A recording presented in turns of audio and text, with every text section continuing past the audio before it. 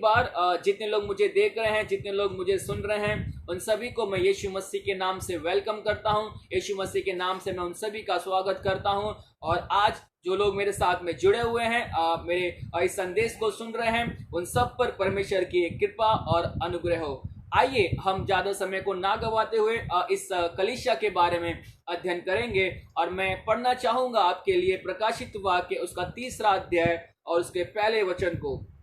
और वहां पर यीशु मसीह ऐसा कहता है, और इस प्रकार से यूहन्ना अपने प्रकाशित वाक्य में इस प्रकार से लिखता है, सरदीस की कलीसिया के दूत को ये लिख, जिसके पास परमेश्वर की 7 आत्माएं और 7 तारे हैं, वो यूं कहता है कि मैं तेरे कामों को जानता हूं। तू जीवित तो कहलाता है, पर है मरा हुआ।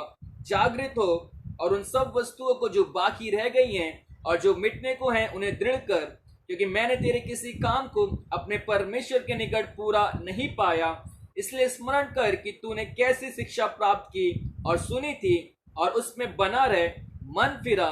यदि तू जागृत ना रहेगा तो मैं चोर के समान आ जाऊंगा, और तू कदापि ना जान सकेगा कि मैं किस घड़ी तुझ पर आ पड़ूंगा।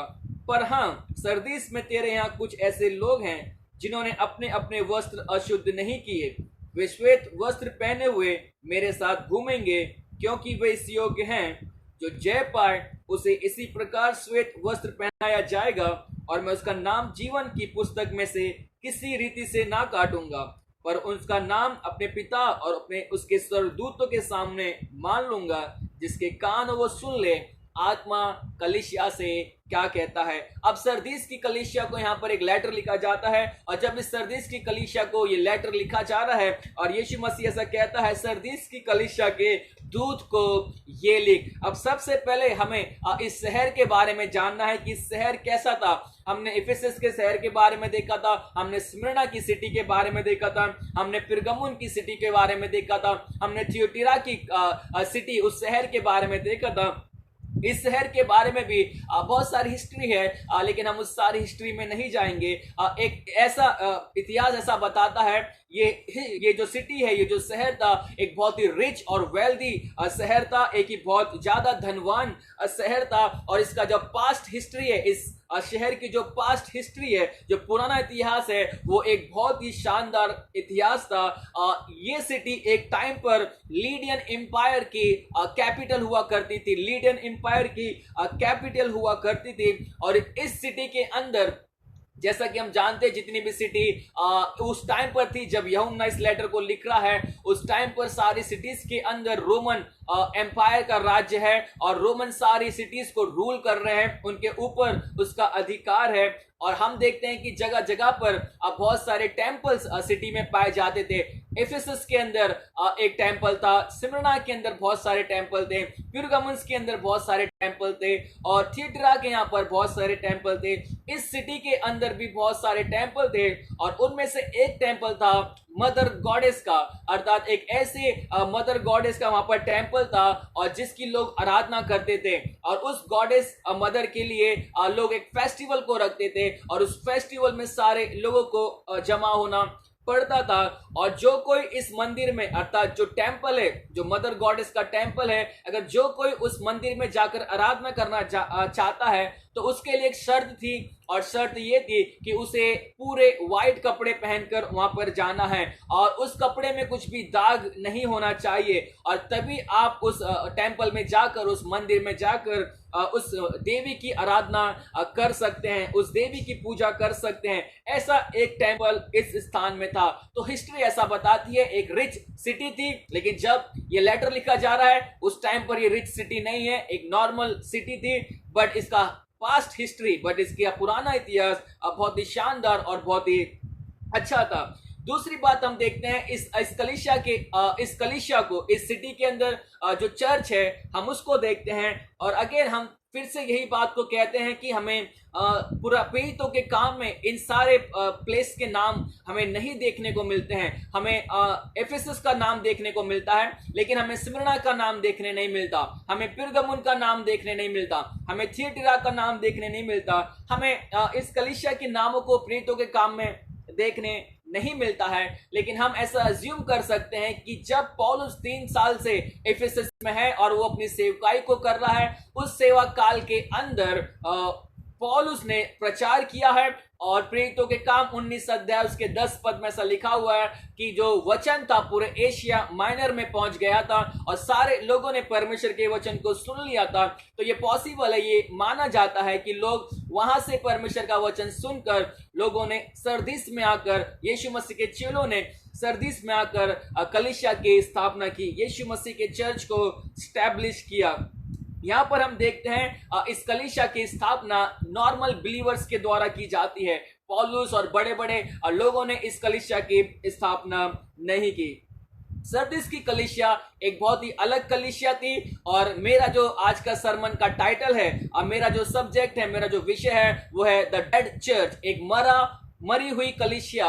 और सरदीस की कलीसिया को हम एक मरी हुई कलीसिया कहते हैं। हम ही नहीं, यीशु मसीह उसे मरी हुई कलीसिया कहता है। It was a dead church, वो एक मरी हुई कलीसिया थी। और यहां पर हम देखते हैं सरदीस के बारे में, वो एक मरी हुई कलीसिया थी। अगर आप स्मिरना की कलीसिया के बारे में जानते हैं तो यीशु मसीह उनको बोलता है कि तुम प्रोसिक्यूशन के द्वारा मारे जाओगे, सताव के कारण तुम मरोगे, लेकिन फिर भी तुम जीवित रहोगे, तुम मर के भी जीवित रहोगे। स्मिरना की कलीसिया ऐसी थी जिसमें लोग मर के भी जीवित रहे। वो कलीसिया एक जीवित कलीसिया थी। लेकिन ये कलीसिया एकदम उल्टी है, ये कलीसिया एकदम विपरीत है। ये कलीसिया जीवित कहलाती है बट मरी हुई है, डेड है। और इस कलीसिया के बारे में यीशु मसीह यही बोलता है कि तू जीवित तो है लेकिन तू जीवित नहीं, मरी हुई है। तू जीवित कहलाती है बट मरी हुई है। इस कलीसिया के अंदर हमें प्रोसिक्यूशन के बारे में सुनने नहीं मिलता। इस कलीसिया के अंदर हमें कोई करप्ट थियोलॉजी देखने नहीं मिलती। इस कलीसिया के अंदर हमें कोई फॉल्स टीचर देखने नहीं मिलते। इस कलीसिया का एक बहुत अच्छा नाम था और उस जगह पर, उस सिटी के अंदर इस कलीसिया का एक बहुत अच्छा नाम था, एक बहुत अच्छी रेपुटेशन थी, एक बहुत अच्छी इज्जत थी।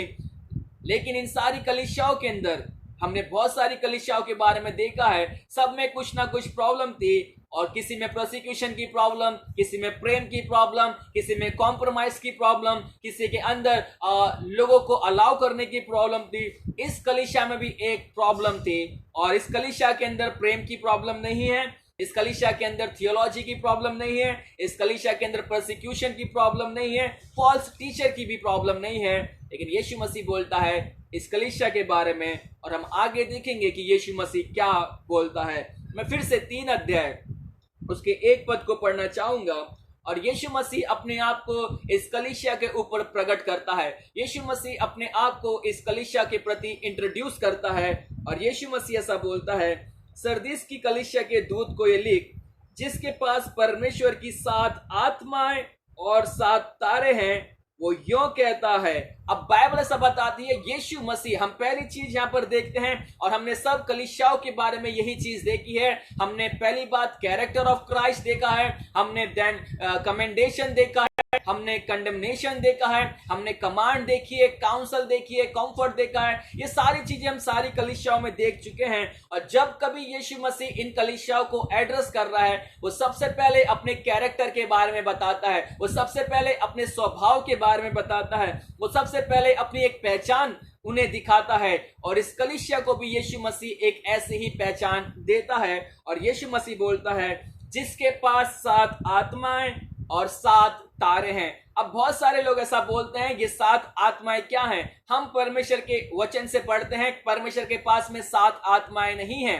ओके, परमेश्वर के पास में 7 स्पिरिट्स नहीं है, एक ही स्पिरिट है और वो पवित्र आत्मा है। हम बाइबल में ऐसा पढ़ते हैं, परमेश्वर का वचन ऐसा कहता है, यशायाह की किताब उसका 11 अध्याय और उसके 1 और 2 वचन में आप पढ़ेंगे तो वहां पर हम पवित्र आत्मा की 7 बातों को देखते हैं, हम पवित्र आत्मा की 7 क्वालिटीज को देखते हैं। और वहां पर हम पढ़ते हैं पवित्र आत्मा को परमेश्वर का पवित्र आत्मा बताया गया है, पवित्र आत्मा को बुद्धि का पवित्र आत्मा बताया गया है, उसे समझ का पवित्र आत्मा बताया गया है, उसे ज्ञान का पवित्र आत्मा बताया गया है, उसे सलाह, एडवाइस, काउंसल का पवित्र आत्मा बताया गया है, उसे परमेश्वर के भय का पवित्र आत्मा बताया गया है। ऐसी 7 बातें यशायाह पवित्र आत्मा के बारे में कहता है। तो जब यीशु मसीह बोल रहा है कि मेरे पास में 7 आत्मा है, तो वो ऐसा नहीं बोल रहा है कि उसके पास में 7 आत्मा है। वो ये कहना चाहता है, वो पवित्र आत्मा की मिनिस्ट्री के बारे में बताना चाहता है, वो पवित्र आत्मा के रोल के बारे में बताना चाहता है। और वो ऐसा बोलता है, यीशु मसीह ऐसा कहता है, पवित्र आत्मा पूरी रीति से, the fullness of the holy spirit, okay, जो पूरी रीति से पवित्र आत्मा के काम है, पूरी रीति से पवित्र आत्मा की जो उपस्थिति है, वो कलीसिया के अंदर है। यीशु मसीह इस प्रकार से अपने आप को इंट्रोड्यूस करता है कि मैं सात आत्माओं को और 7 तारे को अपने पास में रखता हूं। और मैंने आपको बता 7 स्पिरिट, हम जब भी बाइबल के अंदर 7 नंबर देखते हैं, 7 नंबर देखते हैं, अक्सर उस नंबर का मतलब होता है भरपूरी, उस नंबर का मतलब होता है फुल, कंप्लीट। तो यहां पर भी 7 आत्माएं मतलब नंबर में 7 नहीं है, बट एक complete ministry of the holy spirit, the full ministry of the holy spirit, हम उस चीज को यहां पर देखते हैं। फिर बाद में यीशु मसीह बोलता है कि हम 7 आत्माओं को ही नहीं, वो कहता है कि 7 तारे उसके पास में हैं। और हमने पिछले ही कलीसिया में, हमने इफिसस की कलीसिया में देख चुके हैं, 7 तारे का मतलब है 7 मैसेंजर, 7 कलीसिया के अगुवे, 7 कलीसिया के पास्टर, 7 कलीसिया के लीडर। अब यीशु मसीह इस प्रकार से अपने आप को इंट्रोड्यूस करता है और वो ये बताना चाहता है इस कलीसिया को कि मैं वो यीशु मसीह हूं, मैं वो परमेश्वर हूं जो अपनी आत्मा और अपने लोगों अर्थात अपने गॉडली लीडर्स के द्वारा कलीसिया के अंदर काम करता हूं। मैं अपनी आत्मा अर्थात पवित्र आत्मा और कलीसिया के जो लीडर हैं, जो गॉडली, जो भक्ति का जीवन जीते हैं, जो पवित्र जीवन जीते हैं, इनके द्वारा मैं कलीसिया के अंदर काम करता हूं।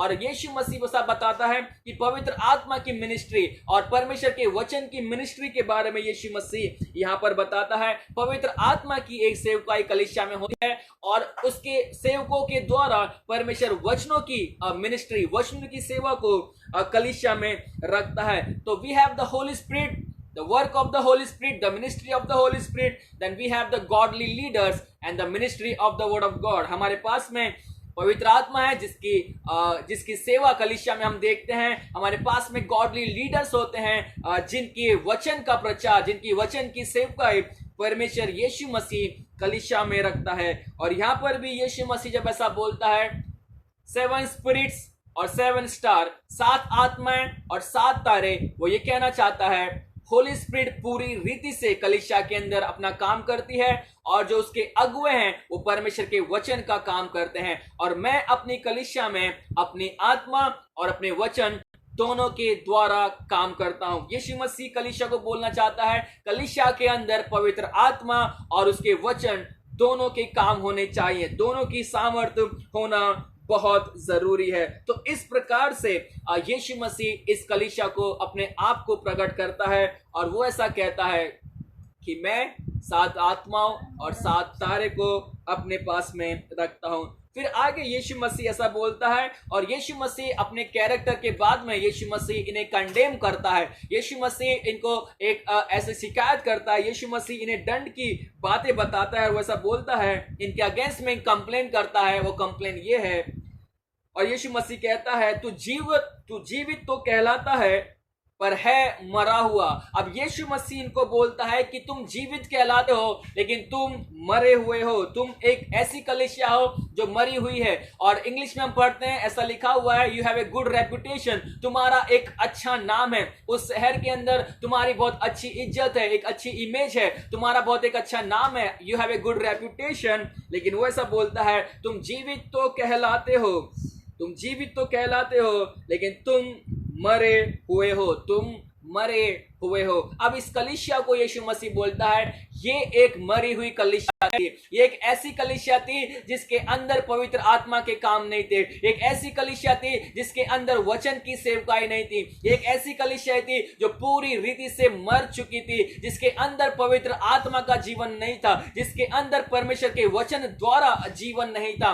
हमें बाइबल ऐसा बताती है जब एक व्यक्ति का नया जन्म होता है, जब एक व्यक्ति नए जन्म को पाता है, वो पवित्र आत्मा के द्वारा पाता है, वो पवित्र आत्मा के द्वारा रीजनरेट किया जाता है, उसे नया जन्म दिया जाता है, तब वो एक स्पिरिचुअल लाइफ में आगे बढ़ता है, तब उसका स्पिरिचुअली एक नया जन्म होता है। और दूसरी बात, एक जैसे एक बच्चे को बढ़ने के लिए खाने की आवश्यकता होती है, जैसे एक बच्चे को बढ़ने के लिए दूध की आवश्यकता होती है, वैसे ही परमेश्वर उन बच्चों को जो स्पिरिचुअली पैदा हुए हैं, जो आत्मिक रीति से नए जन्म हैं, उन बच्चों को यीशु मसीह वचनों के द्वारा, उसके वचन के द्वारा उन्हें बढ़ाता है, उनका ग्रोथ करता है। अब यहां पर हम देखते हैं पवित्र आत्मा के द्वारा एक व्यक्ति का नया जन्म होता है। दूसरी बात, उसका ग्रोथ परमेश्वर के वचन के द्वारा होता है। अब यहां पर हम देखते हैं ये कलीसिया मरी हुई कलीसिया है। यहां पर पवित्र आत्मा का यहां पर एक टाइम था, ये कलीसिया बहुत अच्छी चल रही थी। एक टाइम था ये कलीसिया के लोग जीवित लोग थे।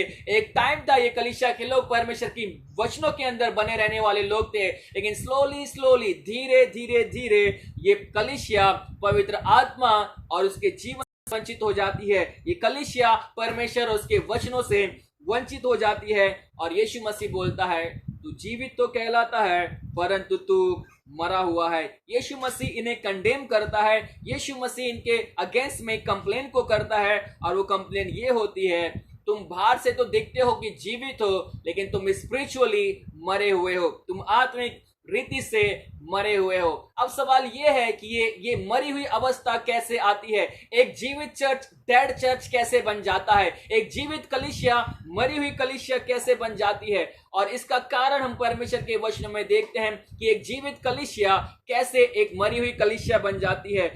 इफिसियों की पत्री उसका 2 अध्याय उसके 1 वचन में ऐसा लिखा हुआ है, और परमेश्वर का वचन ऐसा कहता है, तुम तुम्हारे अपराधों में मरे हुए थे। अब बाइबल ऐसा बताती है, पौलुस उस कलीसिया को ऐसा लिखता है, तुम अपने अपराधों में मरे हुए थे। कोलिस्सियों की पत्री उसका 2 अध्याय उसके 13 पद में भी पौलुस कोलिस्सियों की पत्री को, कोलिस्सियों के चर्च को ऐसा लिखता है, तुम अपने अपराधों में मरे हुए थे। अर्थात जब एक जीवित कलीसिया है और जीवित कलीसिया से वो मरी हुई कलीसिया बन जाती है, उसका कारण है पाप। उस कलीसिया के अंदर पाप आ चुका था, क्योंकि पौलुस बोलता है, तुम अपने अपराधों में मरे हुए थे, तुम अपने गुनाहों में मरे हुए थे, तुम अपने पापों के अंदर मरे हुए थे। तो जो हमारे जीवन में मरी हुई अवस्था लेकर आता है, जो एक व्यक्ति को जीवित से मरा हुआ बना देता है, बाइबल ये बताती है, वो है पाप। और इस कलीसिया के अंदर भी पाप आ चुका था। इस कलीसिया के लोग पापों के अंदर डूब चुके थे।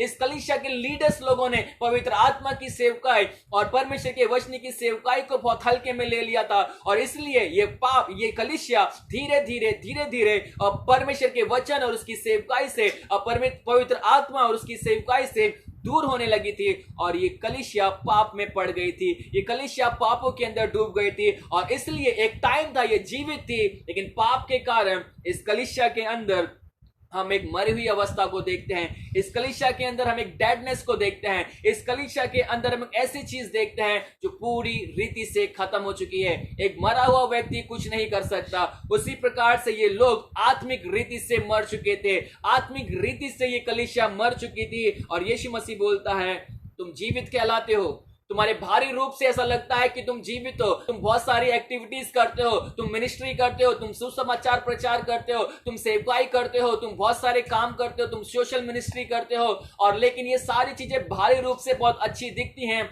लेकिन तुम्हारा आत्मिक जीवन मरा हुआ है। तुम्हारा आत्मिक लाइफ, तुम्हारा स्पिरिचुअल लाइफ मरी हुई है।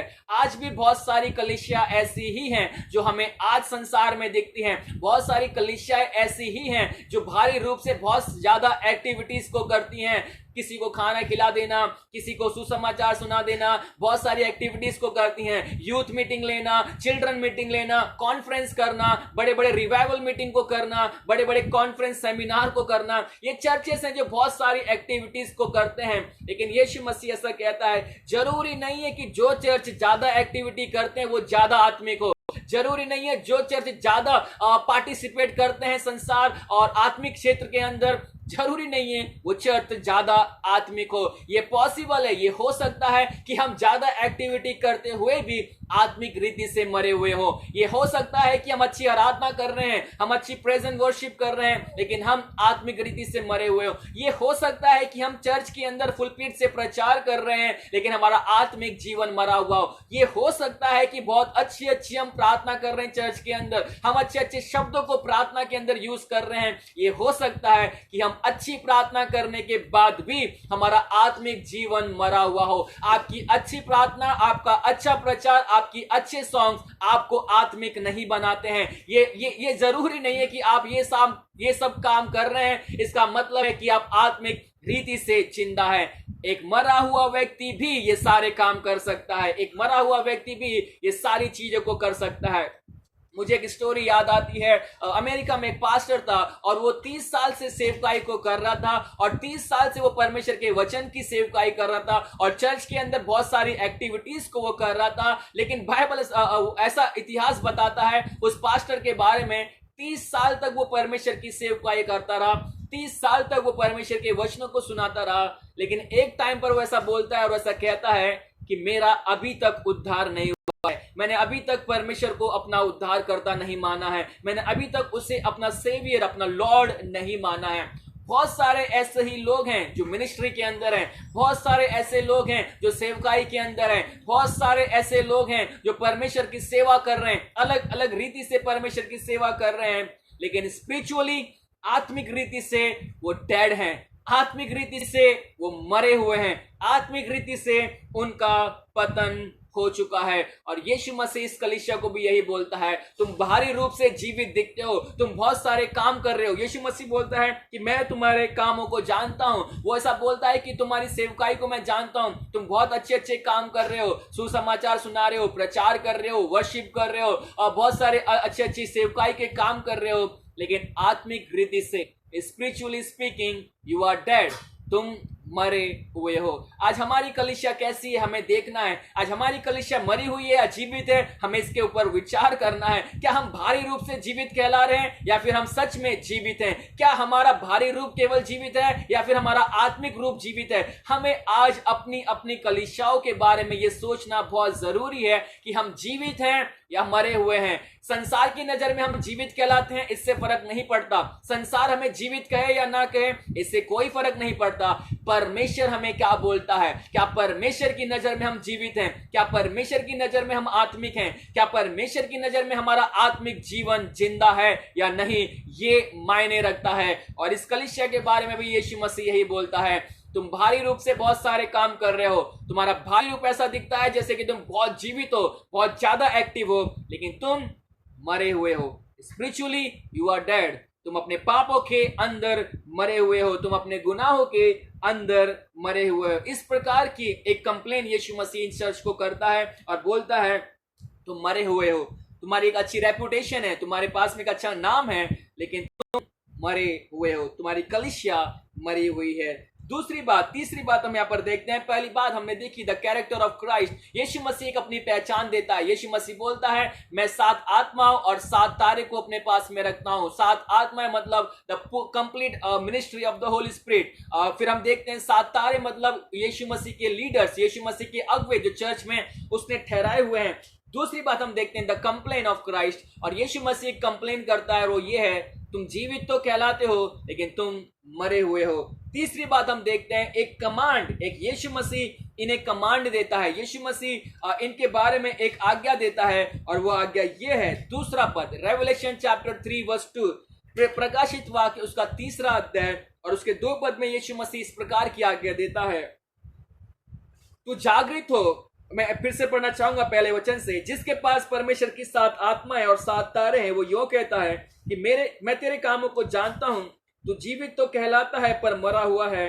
जागृत हो और उन वस्तुओं को जो बाकी रह गई हैं और जो मिटने को हैं उन्हें दृढ़ कर, क्योंकि मैंने तेरे किसी काम को अपने परमेश्वर के निकट पूरा नहीं पाया है। अब यीशु मसीह उन्हें कमांड देता है और उसकी कमांड यह है, जागृत हो जाओ, वेक अप, तुम्हें जागना है। और वो ऐसा बोलता है उन वस्तुओं को जो बाकी रह गई हैं और जो मिटने पर है उन्हें दृढ़ करो, और क्योंकि मैंने तेरे किसी भी काम को परमेश्वर के निकट पूरा नहीं पाया है। अब पहली कमांड यीशु मसीह ने देता है वो ये है, जागृत हो जा। तुम मरे हुए हो, तुम अपने पापों के अंदर मरे हुए हो और तुम्हारे अंदर फिर भी थोड़ी बहुत चीजें बाकी हैं, तुम्हारे अंदर थोड़ी बहुत आत्मिकता बाकी है। और यीशु मसीह ऐसा बोलता है, जो बातें मिटने पर है उन्हें दृढ़ कर, क्योंकि मैंने तेरे किसी भी काम को परमेश्वर के निकट पूरा नहीं पाया है। वो बहुत सारे कामों को कर रहे थे, वो बहुत सारी मिनिस्ट्री सेवकाई को कर रहे थे, लेकिन वो परमेश्वर की नजर में एक्सेप्टेबल नहीं था, वो परमेश्वर की नजर में मंजूर नहीं था,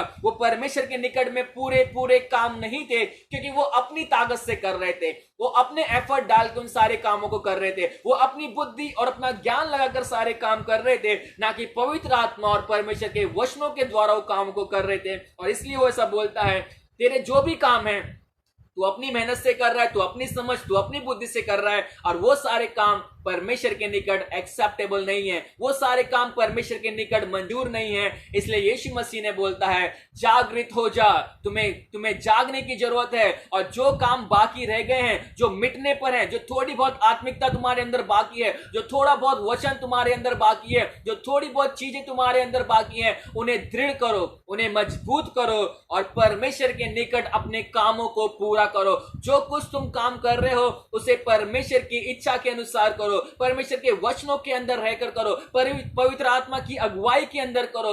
जब तुम ऐसा करोगे तब तुम्हारे काम परमेश्वर के निकट पूरे होंगे, तुम्हारे काम परमेश्वर के निकट एक्सेप्टेबल होंगे। और यीशु मसीह को बोलता है, जागृत हो, वेक अप। दूसरी बात वो ऐसा बोलता है इनको, इसके अंदर तू दृढ़ कर, जो काम बाकी रह गए उन्हें दृढ़ कर, उन्हें मजबूत कर। ये दूसरी कमांड यीशु मसीह इनको देता है। तीसरी कमांड हम पढ़ते हैं, यीशु मसीह क्या इन्हें बोलता है तीसरे पद में, इसलिए स्मरण कर कि तूने कैसी शिक्षा प्राप्त की और सुनी थी, उसमें बना रहे। और बाइबल ऐसा बताती है, आगे लिखा है, मन फिरा। अब यीशु मसीह ने बोलता है, पहली कमांड जागृत हो जा, दूसरी कमांड जो बातें बाकी रह गई हैं, मिटने को है, उन्हें दृढ़ कर। तीसरी कमांड वो बोलता है, याद कर, स्मरण कर कि तूने कौन सी शिक्षा प्राप्त की थी, तूने कौन सी शिक्षा को सुना था। अब यीशु मसीह इनके पास्ट हिस्ट्री को बताना चाहता है, यीशु मसीह इनके पास्ट, इनके भूतकाल को याद दिलाना चाहता है। और यीशु मसीह इनसे, तुम याद करो तुमने कैसी शिक्षा प्राप्त की थी, तुम याद करो गॉस्पल्स को, तुम याद करो यीशु मसीह के जीवन को, तुम याद करो यीशु मसीह की शिक्षा को, तुम याद करो यीशु मसीह की टीचिंग्स को, तुम याद करो इपिस्टल्स को, पत्रियों को जो पौलुस ने लिखी है, जो पतरस ने लिखी है, जो याकूब ने लिखी है, जो यूहन्ना ने लिखी है, इन सारी पत्रियों को तुम याद करो। तुमने कैसी शिक्षा प्राप्त की थी, तुम्हारा उद्धार किस रीति से हुआ था, अपने उद्धार के दिन को जानो, तुमने किस प्रकार का सुसमाचार सुना था। यीशु मसीह बोलता है, इन सारी चीजों को याद करो, इन सारी चीजों को समझो कि तुम्हारा उद्धार कैसे हुआ था, तुमने कौन सी शिक्षा प्राप्त की थी। क्योंकि जिस शिक्षा में तुम अभी चल रहे हो, उस शिक्षा के कारण तुम मर चुके हो, तुम्हारा आत्मिक जीवन मर चुका है। तुमने बहुत अच्छा स्टार्ट किया था, गलातियों की पत्री में, गलातियों की पत्री में पौलुस गलातियों को भी यही लिखता है, तुमने बहुत अच्छी शुरुआत की थी, फिर तुम्हें किसने भरमा दिया, फिर तुम्हें किसने परमेश्वर के वचन से दूर कर दिया। इस कलीसिया के अंदर भी यीशु मसीह यही बताना चाहता है, तुमने बहुत अच्छा एक बिगिनिंग को रखा था, तुमने एक अच्छी स्टार्ट दी थी, लेकिन अब क्या हो गया। याद करो तुमने कौन सी शिक्षा प्राप्त की थी, याद करो तुमने कौन सी बातें हमसे सीखी हैं, याद करो उस सुसमाचार को जिसमें हम यीशु मसीह के बारे में पढ़ते हैं, याद करो उन पत्रियों को जिसमें पौलुस, पतरस, याकूब, यूहन्ना ने बहुत सारी बातें हमारे जीवनों के लिए लिख रखी हैं। और यीशु मसीह बोलता है, इन सारी चीजों को तुम याद करो, इन सारी चीजों को तुम याद करो, तुमने क्या सीखा है, क्या सुना है, उसको याद करो। फिर आगे ऐसा बोलता है इनके बाद में, जो चीजें तूने सुनी है, सीखी हैं, उनमें बना रहे। ऐसा लिखा हुआ है इंग्लिश में, कीप इट, अर्थात उनको आज्ञा में लेकर आ, उसका आज्ञा पालन कर, उन डॉक्ट्रिन्स के अंदर बना रहे, उन टीचिंग्स के अंदर बना रहे, जो तूने हमारे द्वारा सुनी है, जो तूने पत्रियों के द्वारा सीखी है, जो यीशु के समाचार में हमें देखने को मिलती हैं, उन सारी टीचिंग्स को, उन सारी पत्रियों के टीचिंग्स को तू उन्हें याद रख। और केवल याद ही नहीं, ऐसा लिखा हुआ है, तू उसमें बना रहे, तो उस टीचिंग्स के अंदर बना रहे। क्योंकि अगर तुम उस टीचिंग्स के अंदर बने नहीं रहोगे तो तुम स्पिरिचुअली मर जाओगे, तुम आत्मिक रीति से मर जाओगे, और ऑलरेडी तुम मर चुके हो। इसलिए अब तुम्हारा काम है, तुम फिर से बैक टू आप फिर से उस पुराने अवस्था में जाओ, तुम फिर से याद करो कि तुम कहां पर गिरे थे, तुमने कौन सी शिक्षा प्राप्त की थी, तुमने कैसी शिक्षा को सुना था, उसे याद करो और उसके अंदर बने रहो, उसके अंदर बने रहो। जो शिक्षा तुमने प्राप्त की है, जिसको तुमने सुना है, उसके अंदर बने रहो। और यीशु मसीह आखिरी कमांड उनको देता है, और वो कमांड ये है, मन फिरा, अपने मन को फिराओ। जो गलत काम तुझसे हुए हैं, जो पाप तुमसे हुए हैं, उसके लिए अपने मन को फिराओ, अपने जीवनों को बदलो, अपने मनों को बदलो, पापों से मन फिराओ। क्योंकि पाप एक मरी हुई अवस्था तुम्हारी कलीसिया में आ चुकी है। तुमने परमेश्वर की शिक्षा पर ध्यान नहीं दिया, तुमने अपने कामों को उसके सामने पूरा नहीं किया है, और तुमने अपने जीवन के अंदर एक जागृति का जीवन नहीं जिया। तुमने एक ऐसा जीवन जिया जो सोने वाला जीवन था। इसलिए इस कलीसिया के अंदर एक डेडनेस आ चुकी है, इस कलीसिया के अंदर एक मरी हुई अवस्था आ चुकी है। और यीशु मसीह बोलता है मन को फिरा, अपने पापों से मन को फिरा। क्योंकि कलीसिया का डेड होना पाप की निशानी है, और पाप का होना मतलब तुमने कलीसिया के अंदर पाप किया है। यीशु मसीह ऐसा बोलता है, अपने मन को फिराओ, अपने जीवनों को बदलो, और पापों से मन फिराकर फिर से मेरे पास में लौट आओ। ये कमांड, ये आज्ञा यीशु मसीह इस कलीसिया को देता है। पहली आज्ञा जागृत हो, दूसरी आज्ञा दृढ़ कर, तीसरी आज्ञा याद कर, और चौथी आज्ञा मन को फिरा। मन को फिरा, जो टीचिंग तुझे मिली है उसमें बना रहे और अपने मन को फिरा। इस प्रकार की कमांड, एक आज्ञा यीशु मसीह इस कलीसिया को देता है। उनसे बोलता है कि वेक अप। अगर ऐसा नहीं ये करते हैं तो क्या होगा? अब यीशु मसीह एक कॉशन, एक वार्निंग इन्हें देता है, एक चेतावनी इन्हें देता है। कहता है, इसलिए 3 पद में ऐसा लिखा हुआ है, इसलिए स्मरण कर कि तूने कैसी शिक्षा प्राप्त की और सुनी थी, उसमें बना रहे और मन फिरा। यदि तू जागृत ना रहेगा तो मैं चोर के समान आ जाऊंगा, और तू कदापि ना जान सकेगा कि मैं किस घड़ी तुझ पर आ पड़ूंगा। अब यीशु मसीह एक वार्निंग, एक चेतावनी ने देता है और बोलता है, यदि तू मन नहीं फिराएगा, यदि तू अपने जीवन को नहीं बदलेगा, तो वो ऐसा कहता है, यदि तू जागृत ना रहेगा तो मैं चोर के समान आ जाऊंगा, और तुझे पता भी नहीं पड़ेगा कि मैं किस घड़ी तुझ पर आ पड़ूंगा। अब यीशु मसीह ऐसा उनसे बोलता है, एक सडन जजमेंट तुम्हारे पास में आ जाएगा, एक अचानक तुम्हारे पास में एक ऐसा न्याय आ जाएगा जो तुम कभी सोचते भी नहीं होंगे। तुम्हें लगता होगा अभी कुछ प्रॉब्लम नहीं है, अभी सब कुछ ठीक है, लेकिन यीशु मसीह बोलता है, अगर तुम जागृत नहीं रहते हो, अगर तुम अपने मन को नहीं फिराते हो, अगर तुम फिर से मेरे साथ में एक अच्छा रिलेशन नहीं रखते हो, तो मैं अचानक चोर के समान आ जाऊंगा। मैं ऐसे आ जाऊंगा, उस समय पर आ जाऊंगा जब तुम सोचते भी नहीं होंगे। मैं जिस घड़ी आऊंगा तुम उस घड़ी को सोचते भी नहीं होगे कि मैं किस घड़ी तुम्हारे पास में आ पड़ूंगा।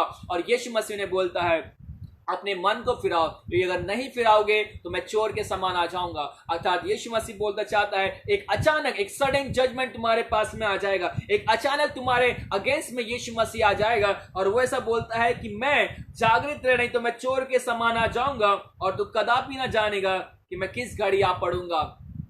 ये एक बहुत ही डरावनी बात है कि यीशु मसीह अचानक आ जाएगा। ये उन बिलीवर्स के लिए बहुत डरावनी और खतरनाक बात है कि यीशु मसीह अचानक उनके ऊपर आ पड़ेगा। बाइबल ऐसा बताती है, जो दास, जो स्वामी जिस अपने दास को जागृत ना पाएगा वो बहुत दंड को पाएगा। और यहाँ पर भी हम उसी पिक्चर को देखते हैं।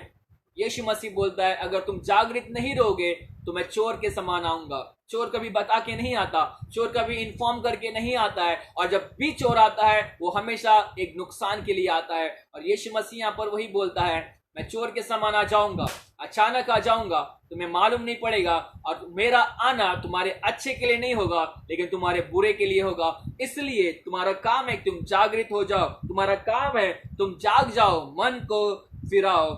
और फिर बाद में हम पढ़ते हैं, यीशु मसीह ऐसा कहता है, इस कलीसिया के अंदर कुछ लोग थे जिनकी वो तारीफ करता है, एक कमेंडेशन करता है, और वो ऐसा बोलता है, पर हाँ सरदीस में तेरे यहाँ कुछ ऐसे लोग हैं जिन्होंने अपने अपने वस्त्र अशुद्ध नहीं किए, वे श्वेत वस्त्र पहने हुए मेरे साथ घूमेंगे क्योंकि वे इस योग्य हैं। अब यीशु मसीह कुछ लोगों के बारे में ऐसा एक प्रशंसा, एक तारीफ उनकी करता है, और वो बोलता है, तेरे यहाँ सरदीस में कुछ ऐसे लोग हैं जिन्होंने अपने अपने वस्त्र अशुद्ध नहीं किए हैं। तुम में बहुत सारे लोग हैं जो जागृत नहीं है, तुम में से बहुत सारे लोग हैं जो मरे हुए हैं, तुम में से बहुत सारे लोग हैं जो आत्मिक रीति से डेड हैं, लेकिन हाँ तुम में से ऐसे भी लोग जिन्होंने अपने वस्त्र अशुद्ध नहीं किए, अर्थात जिन्होंने पाप का जीवन नहीं जिया, जिन्होंने पाप के अंदर एंजॉय को नहीं किया, जिन्होंने पाप के अंदर अपने आत्मिक जीवन को मारा नहीं, ऐसे लोग हैं इस कलीसिया के अंदर, और वे ऐसे लोग हैं जिन्होंने अपने वस्त्र अशुद्ध नहीं किए हैं। यीशु मसीह बोलता है वे एक पवित्र लोग हैं और उन्होंने पवित्र जीवन जिया है।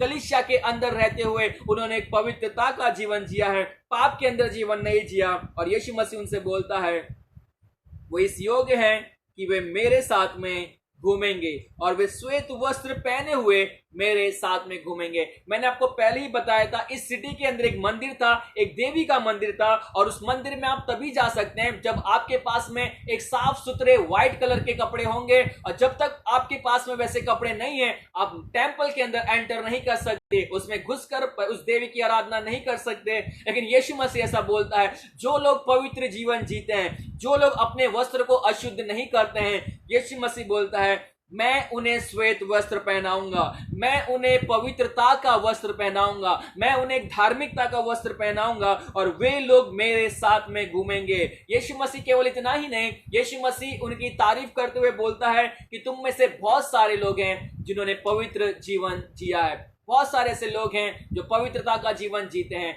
आज हमारे जीवन के अंदर भी जब हम एक आत्मिक जीवन जी रहे हैं, हमारा काम है कि हम पवित्र जीवन जिए। कलीसिया के अंदर हम पवित्र जीवन जिए, हमारे घर के अंदर हम पवित्र जीवन जिए, हमारे परिवार के अंदर हम पवित्र जीवन जिए, हमारे ऑफिस के अंदर हम पवित्र जीवन जिए। ये हमारे लिए जरूरी है और हमारे आत्मिक जीवन को स्पिरिचुअली अलाइव रहने के लिए, आत्मिक रीति से जीवित रहने के लिए ये जरूरी है कि हम पवित्र आत्मा, उसकी अगुवाई और उसके वचन के अंदर एक पवित्रता का जीवन जीते रहें। और यहां पर बहुत सारे लोग की तारीफ यीशु मसीह करता है।